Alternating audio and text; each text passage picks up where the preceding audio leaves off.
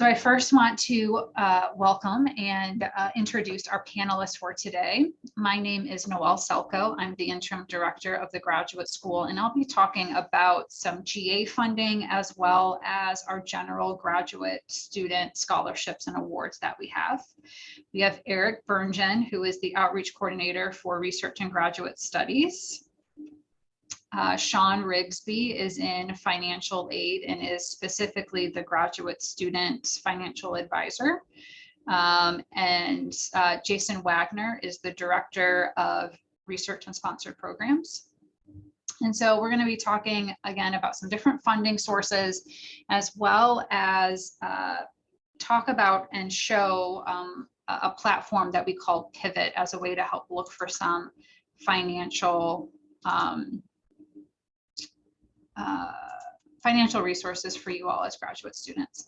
So again, today is pretty informal. If you have questions specific that you'd like answered today, please don't hesitate to put those in the Q&A or the chat feature below. And we will certainly get to those as we move along in the presentation. And as I said, this is pretty informal, so I'm not really planning to share a formal presentation, but just wanted to talk a little bit about, first of all, some graduate assistant and graduate funding opportunities. I will share my screen here in a minute, and I can show you our website.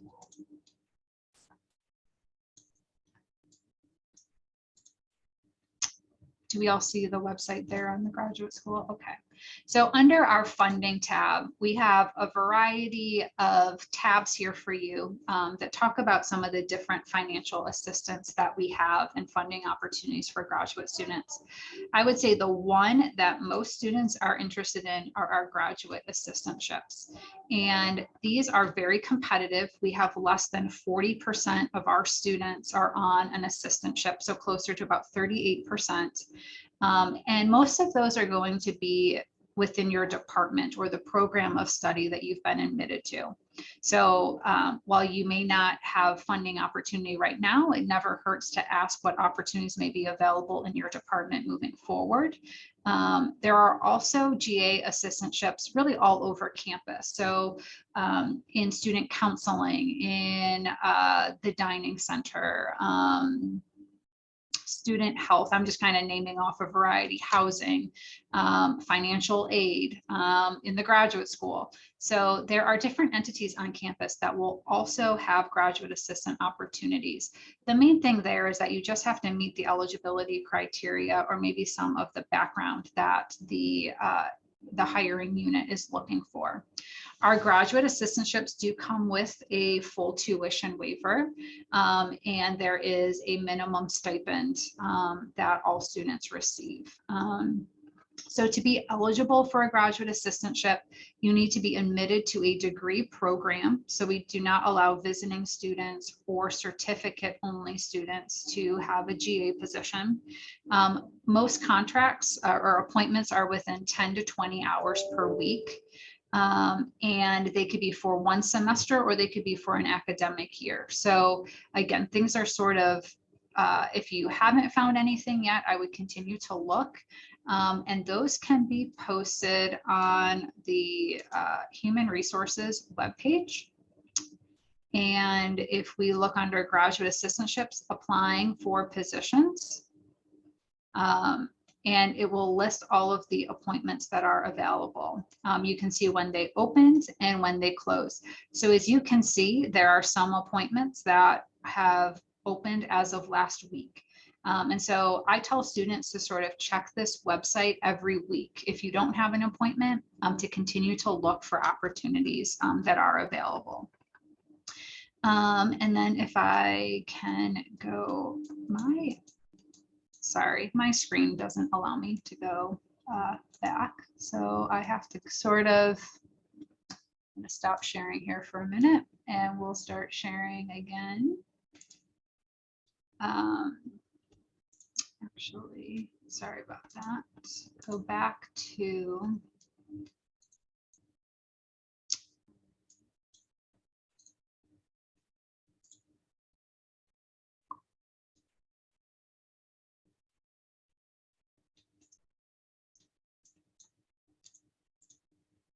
So the other types of opportunities are scholarships. And my screen is frozen, so I'm not doing very well here. But the other area are going to be scholarships. And we send out a weekly newsletter to our graduate students, and we will post those opportunities there. So while our fall appointment or scholarships have already closed, we will have spring scholarships.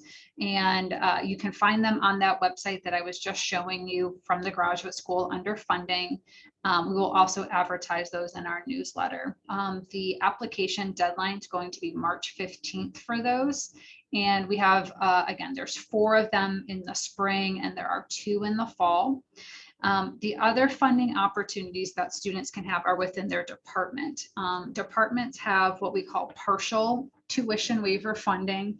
And if you are not a graduate assistant, you are able to apply to have some partial funding received. And those are on a semester by semester basis. Again, limited funds. So I would encourage you to talk to your department or find their application on their specific website and submit that application. The other funding that the graduate school has is a tuition waiver for equity, diversity, and inclusion. And it is for students who bring a EDI lens into their program. So again, we are able to provide some partial tuition scholarships specifically for that area as well. So I would continue to look at our website and don't hesitate to ever reach out to the graduate school on some different funding opportunities. I'm going to turn it over to Sean, and Sean, if you want to share anything, you should have access to do so. And Sean's going to talk about some of the financial aid opportunities for graduate students that may be available to you. Thank you, Noelle. I appreciate that. So for graduate level students, very much the same. Graduate and doctoral students, very much the same as undergrad, in that everything starts with a free application for federal student aid, or the FAFSA form. And for students that are eligible to file that, the purpose of that is to make sure that the federal government can process that information in time. And for the most part, for that level of student, graduate, doctoral, looking at federal student loan status and eligibility to borrow federal student loans for things that are necessary: rent, utilities, food. The hope is that the student will have their tuition either covered through the graduate assistantship, teaching assistantship. The loans can also pay towards tuition. I think the big thing to consider when looking at financial aid is, again, you're automatically independent once you go into that level. So no parent information is required. And at that point, unless you're married or have children of your own or dependents that you claim on your tax form, it's just you, just your information as far as filling out that form. So in many ways, it's a little easier. Things like federal Pell Grants and state grants go away once you have a bachelor's degree. So again, the purpose of filling out that free application for federal student aid is twofold. One, to consider federal student loan monies, and there are some scholarships that want to see that you've gone through and completed that process to determine what financial need you may have. And they use that information to determine eligibility. So it's important to do that every year and to try to do that on time every year and make sure the information is processed so you at least have the opportunity to be considered for those forms of aid. The other thing I would mention with eligibility status is it's also important to know your status, whether you're full-time, part-time, meaning enrollment. Full-time for a graduate student is 9 credit hours of graduate level work during the fall and spring, and then it's 5 in the summer. Half-time enrollment is 5 during the fall and spring, and just 3 in the summer. So looking at that eligibility and knowing what your status is as far as enrollment is very important. The other thing is your status in the graduate school. So you need to be in a graduate degree seeking program. If you're an unclassified student or a visiting student, student at large, any of those terms, none of those would qualify you for federal aid, including the federal student loan programs. So students that typically can't qualify for federal loans, if they do need loan assistance, usually find it through a private lender if they need to, or there are some international students recently that have had good success looking through private lenders. Empower is a company that will consider international students as well. So there's different options. It's just a little harder when you're not eligible for a federal loan, and it's completely based on credit checks and things that the lender is doing because it's their money. It's not the federal government's money. So those are just a few things I wanted to mention, but again, I'm sure we'll have time to answer any questions at the end. Thanks, Sean. I'm going to turn it over to Eric and Jason.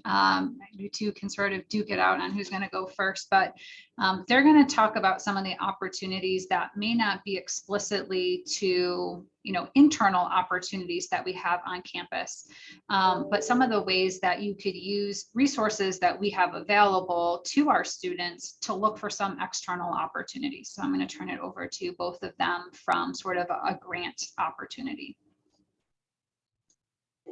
So I can talk as long or as short as I have for time. I can fill it or I can talk really quickly. So, and I know Jason can do the same thing.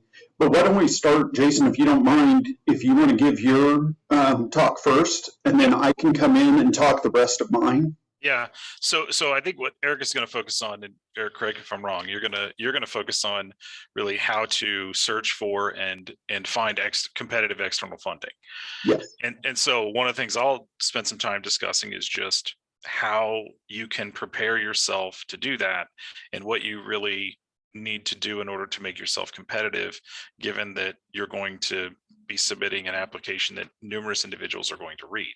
So the first thing you really should do is create a series of reviewers that you can rely on that can read the material you're producing and the application that you're developing. Mostly you're going to want someone who is going to be intimately aware and knowledgeable of the work that you're doing. They don't have to necessarily be a subject matter expert. It is beneficial if they are, but it's just really someone who can, on the level that you need to operate on from a scholarship perspective, understand the importance of the work that you're doing and then help you frame the results of the research you're planning to conduct. So when you're in a competitive situation, the best thing you can do is be as clear and concise as possible. And that seems easier said than done in most cases. So getting feedback from other people is incredibly important. The second thing to keep in mind is also what's a good fit for the work that you're performing. I think that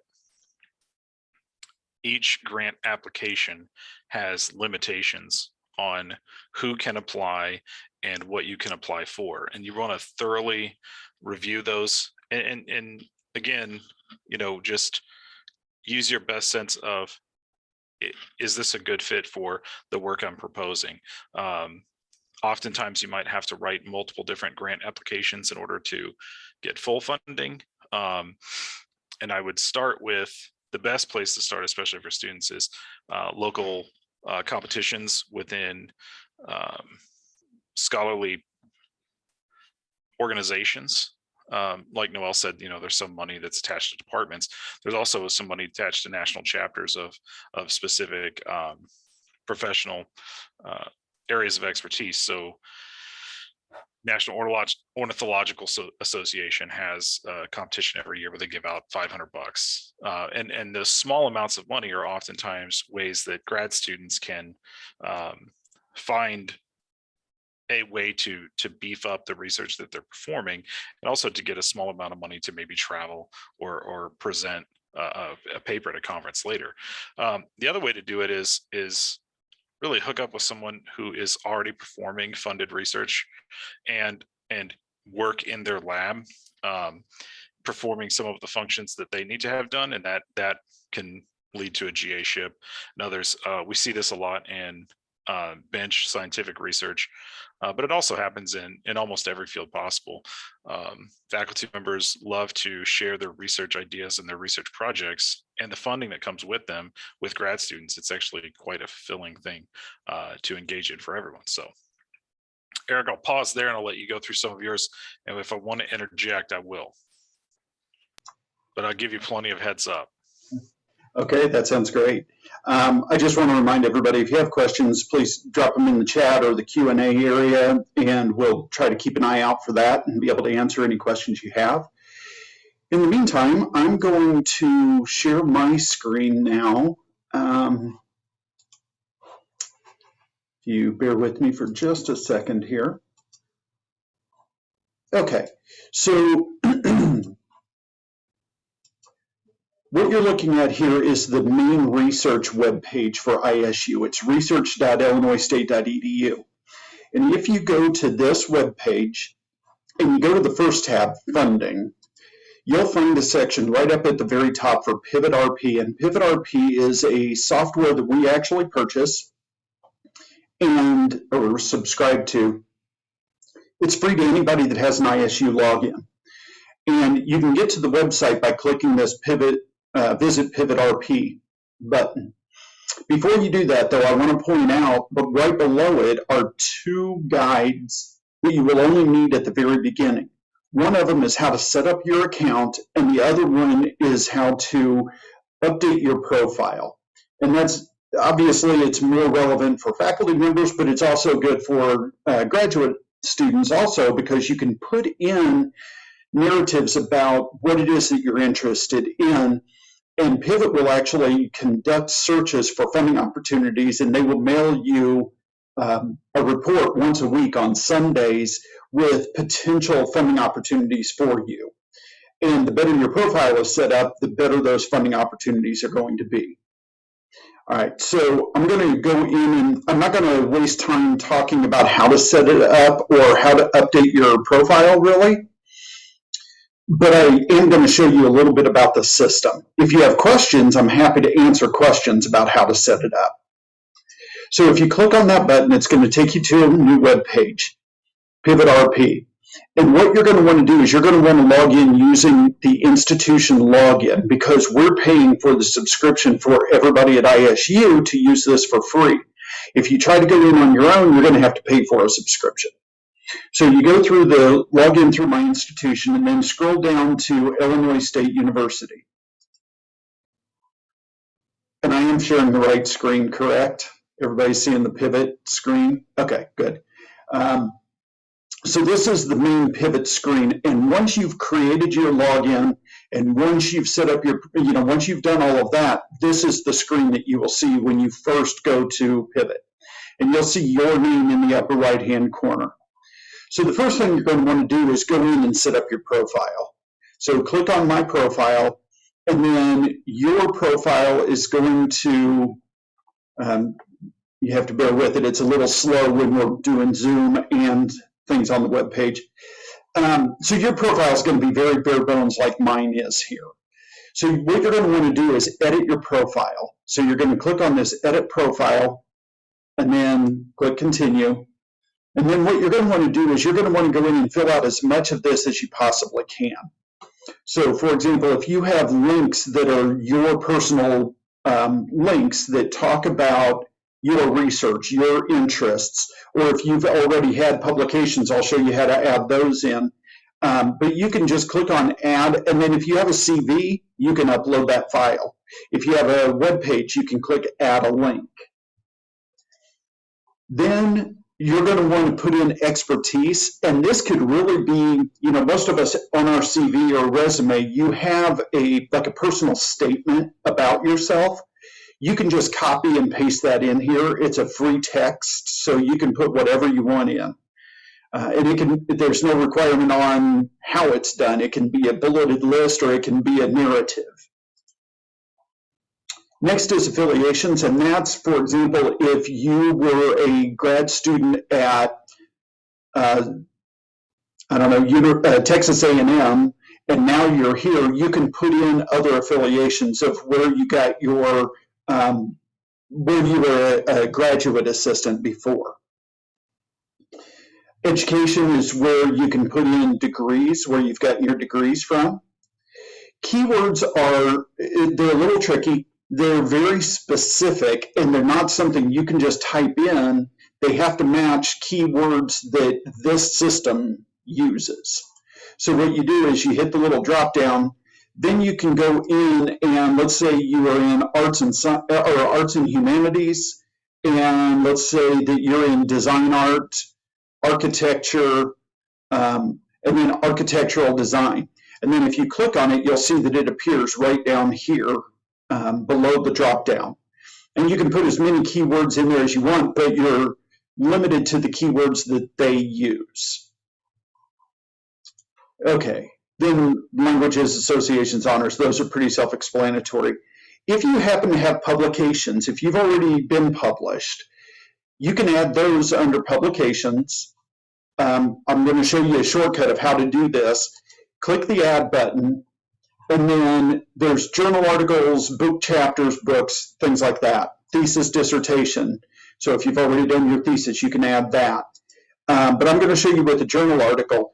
The best thing to do is copy the actual title and then paste it in instead of trying to type it out, because it's very specific. And if you have a little typo or if you worded it differently than what the published title is, it's not going to recognize it.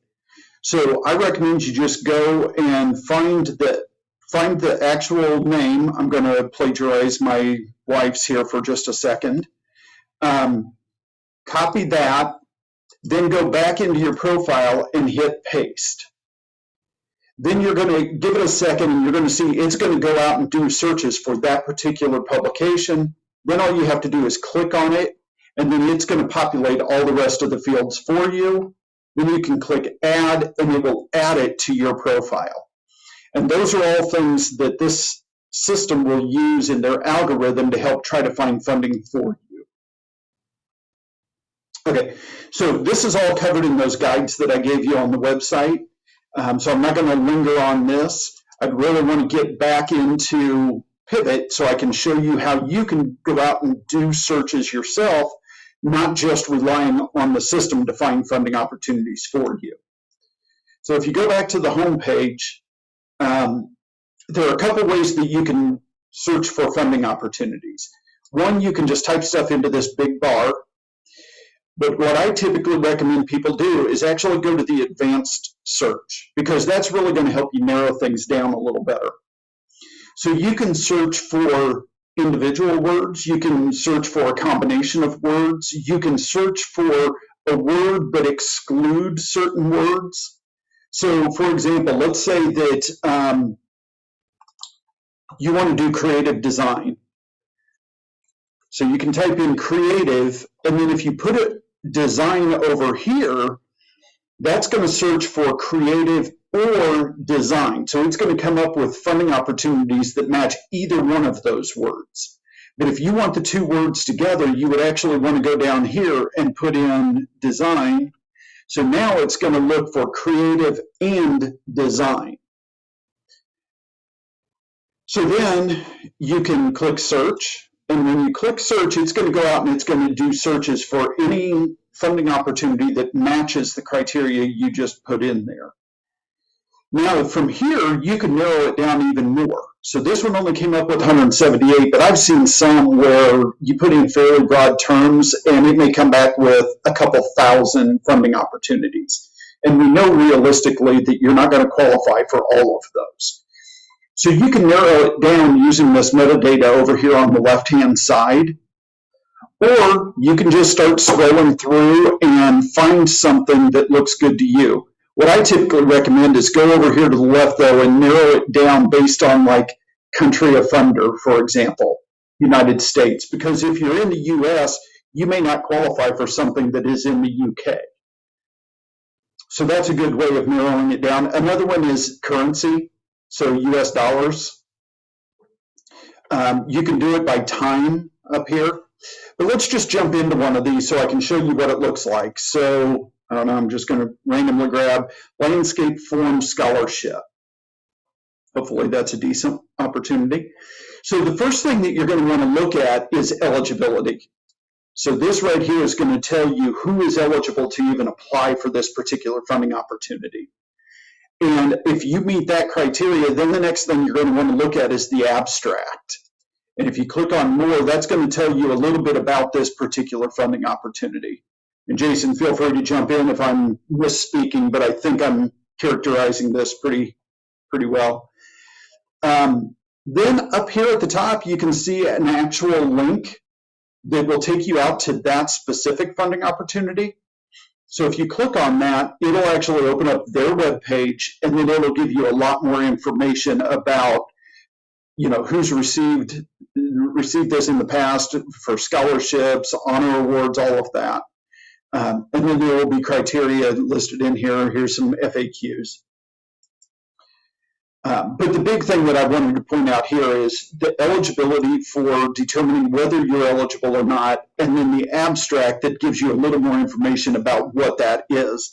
And then up here is the amount, so it shows you how much it is, how much this specific one is.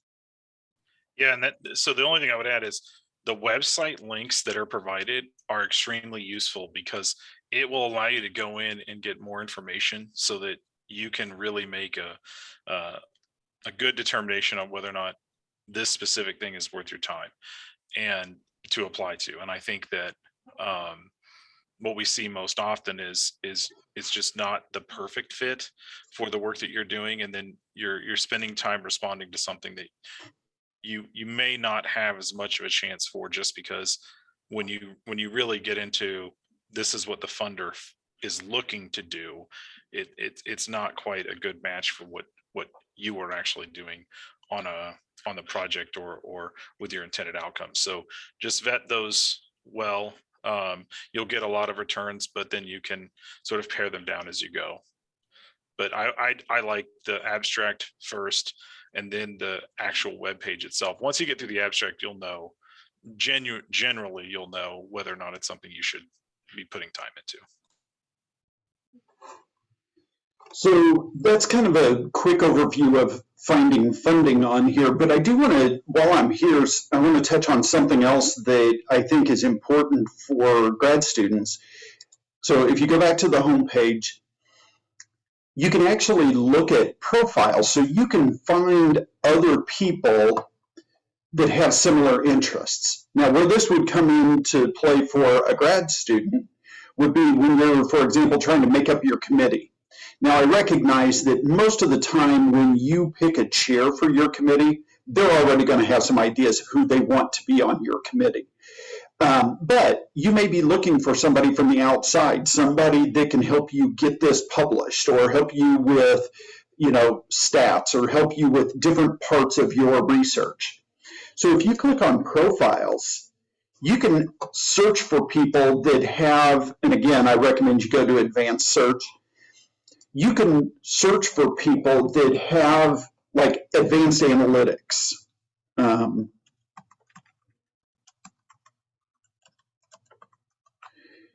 So you can do a search for that, and it's going to search people's profiles, and it's going to come up with 465 people at ISU that have advanced analytics. Now, that's advanced or analytics. So I'm going to go back and I'm going to refine this. Actually, I guess I'm not, because I don't remember how you can do and.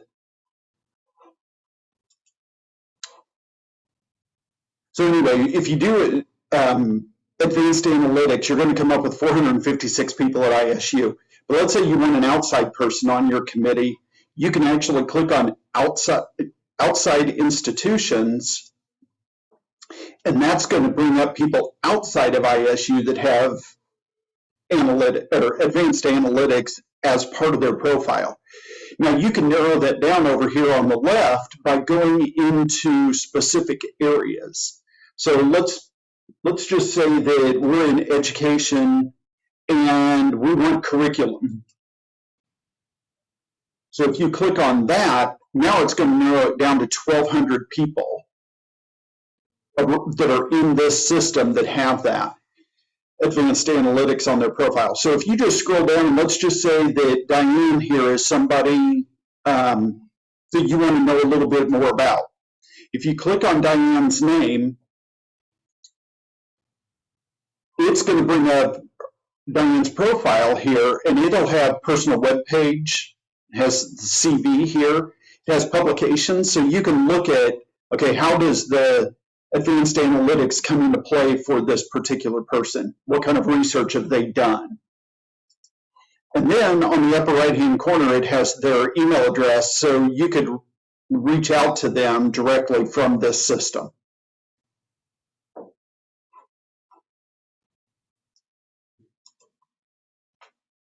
Okay, so that's a very quick overview of what Pivot can do. And I wanted to go through it quickly on purpose because I wanted to allow time for any of the other panelists to add more, and I also wanted to allow time for questions if you have specific questions.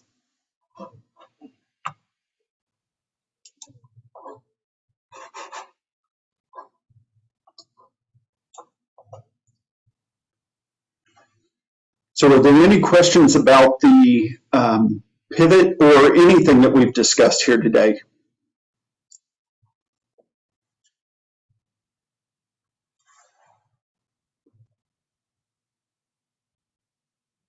And while we're given time to think for questions, do any of the panelists have anything else that popped up in your head that you were thinking, oh, maybe I should have talked about this?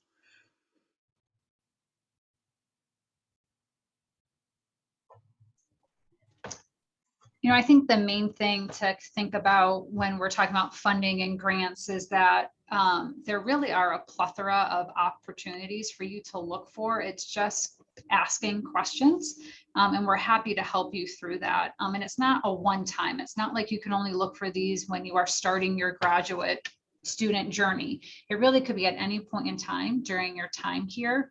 Don't be discouraged if you're not finding anything right away. Again, there are plenty of people here to help you through that process. And again, you can reach out to the graduate school and we can help get you in contact. We also do some one-on-one appointments, and that's really just making an appointment with me. I'm happy to help talk through some funding opportunities or work through Pivot with you based on what your interests are. And I know Eric would be willing to do that as well. So please don't hesitate to reach out. Again, if you can find some of those keywords or key points, you might be surprised even who outside of your department has some research interest in those areas. If you're considering a thesis or a dissertation committee, and those could be some good people to reach out to. So there are some opportunities that may not look like we have many housed within ISU, but again, we have some resources to help you look for those outside sources. Yeah, and just going off of something Noelle said, it sparked something in my mind. It's really trial and error sometimes, because it's like doing a Google search. The way that you word something can make a big difference, because you may call something advanced analytics, but they're calling it, scientific analytics, so get a little creative with your wording, and don't think that, oh, well, I did the search 10 times and nothing came up. Try using different terminology for it. Try using different word combinations, because that can really make a difference on what search results you get. Just like if you do a Google search, the way that you word it is going to make a big difference.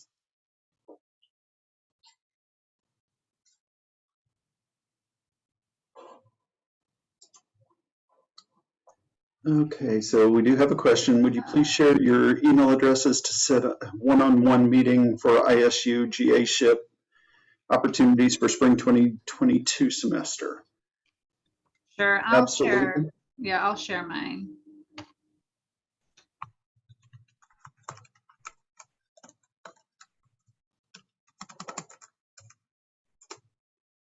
So we've just popped ours in there already. So Jason's it might also help in to there. know what department you're in and what your research interests are. If you would just want to put those in the chat, that would be great.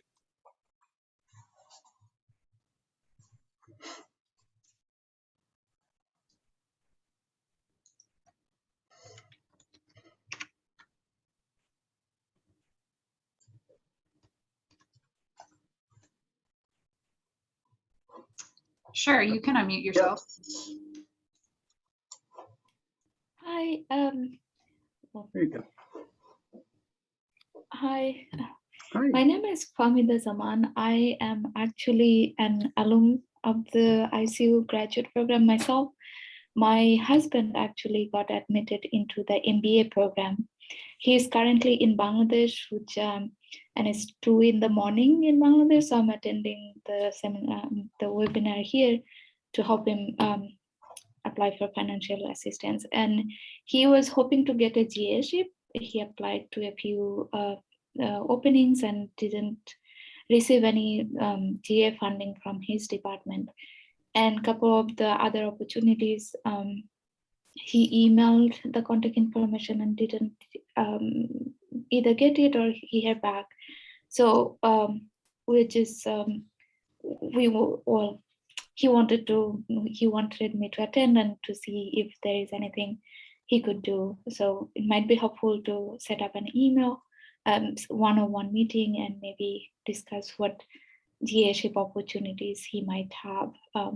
He has about 5 years of work experience in nonprofit and want to get an MBA at ISU. And my experience at ISU has been fantastic. I wish I could go back. So he's really interested in going to ISU to get his graduate education as well. So that's why I was asking for your email addresses. Yeah, happy to sit and chat and talk through some things. You know, I will say that graduate assistantships in spring are a little harder to find because we don't have as many opportunities since most of our students start their programs in the fall.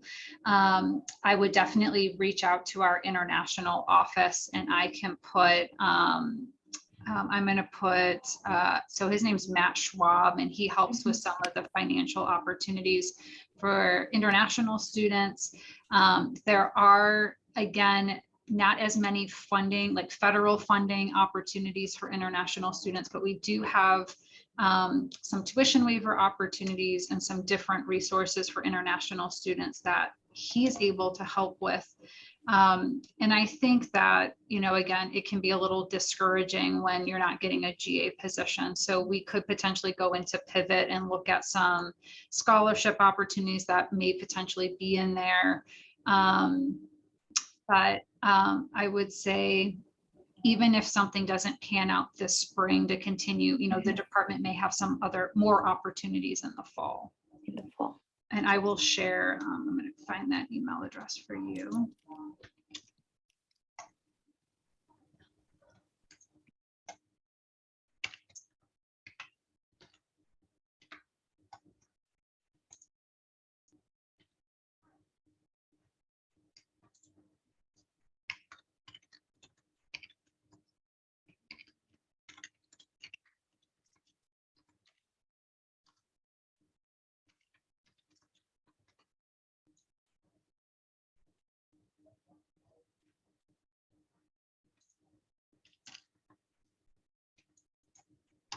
And then what program did you graduate from? I was in the political science department. I got my master's from the political science department in 2017, from 2015 to 2017. And now I'm working on my PhD at the University of Delaware.